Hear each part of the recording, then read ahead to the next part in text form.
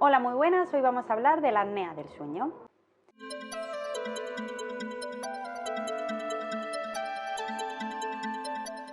La apnea del sueño es un trastorno respiratorio bastante frecuente que normalmente se llega a ser crónico.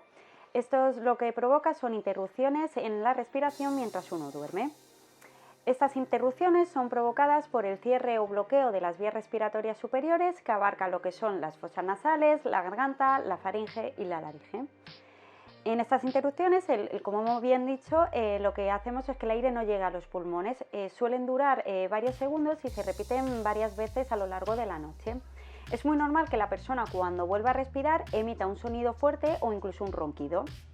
Existen varios tipos de apnea del sueño. Tenemos la apnea obstructiva del sueño, es la más común y se produce por el estrechamiento o cierre de las vías respiratorias.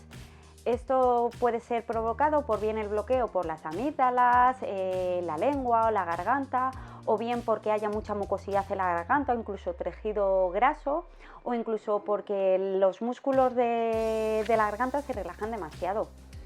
El sobrepeso, tener alteraciones en la mordida, son también factores de riesgo para que esto se produzca, así como el consumo de tabaco, alcohol o ciertos medicamentos. Luego tenemos también la apnea central del sueño.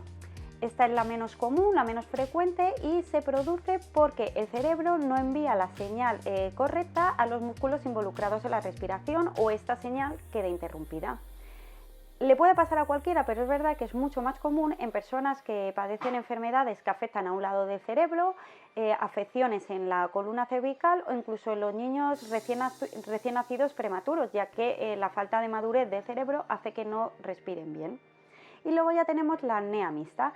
Esta es la que combina las dos acciones que os he estado comentando antes. ¿Qué síntomas va a notar el paciente que sufra una apnea? Bueno, pues como hemos dicho, tenemos unas pautas en la respiración que dura entre 10 y 20 segundos y se repiten de 5 más veces en una hora. Si estamos hablando de más de 30 veces en la hora, estamos hablando ya de una apnea grande. Estas pausas van acompañadas con un sonido fuerte, un ronquido, incluso molestias en el tórax.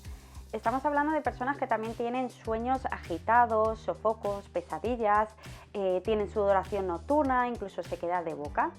Suelen padecer también insomnio al no dormir bien y sobre todo al despertarse lo que notan es una sensación de agotamiento, de cansancio o incluso dolores de cabeza.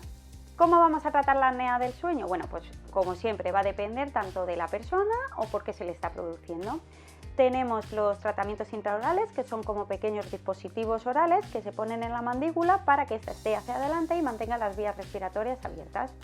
Tenemos el tratamiento con la CPAP, ¿vale? Esto consiste en una máquina que lo que hace es una mascarilla que se pone el paciente, que va conectada a una máquina que bombea oxígeno. Este flujo de aire constante lo que hace es ejercer una presión y mantener las vías respiratorias abiertas.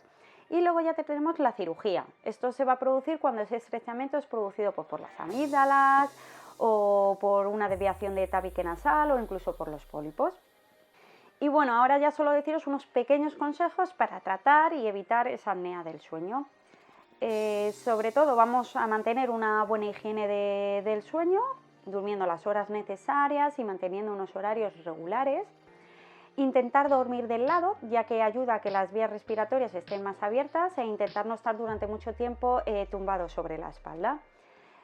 Perder peso, como hemos dicho muchas veces, el sobrepeso hace que no respiremos bien, al igual que es importante ejercitarnos, mantener ejercicios y sobre todo evitar el tabaco. El tabaco lo único que hace es deteriorar las vías respiratorias. Espero que os haya gustado y ya sabéis, para cualquier consulta y duda, farmatoledo34.es.